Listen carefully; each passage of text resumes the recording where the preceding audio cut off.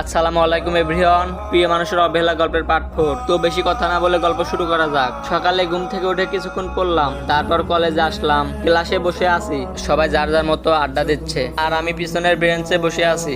কারণ হলো আমি তাদের মতো নই। হঠাৎ করে রনি বলল, কিরে তুই প্রতিদিন একই শার্ট পরে কলেজে আসিস কেন?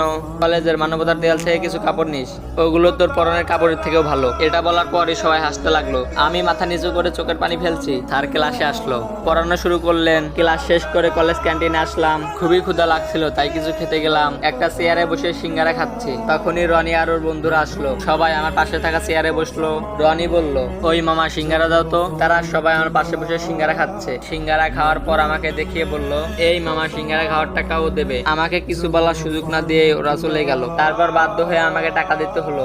তারপর সেখান থেকে বাসায় চলে আসলাম। ভাবছি আজকে দুপুরে না খেয়ে থাকতে হবে। আমার মতো ছেলে না খেয়ে থাকলে কারো যায় আসে না। বাসায় বসে এসব ভাবছি, তখনই পাশের বাসার এক বড় ভাই এসে বলল, তো এভরিওয়ান আজকে এই পর্যন্তই। তোমরা তো বলো ভাই গল্প বড় করেন। ভাই গল্প বড় করা যে কতটা কষ্টের, যারা গল্প বানায় তারাই বোঝে। কষ্ট হলো গল্প বড় করতাম তোমরা যদি ঠিক মতো লাইক করতে। তোমরা তো ঠিক মতো লাইকও করো না। প্রত্যেকটা ভিডিওতে মাত্র 20 থেকে 25টা করে লাইক করে। তোমরাই বলো তাহলে কিভাবে গল্প বড় করব।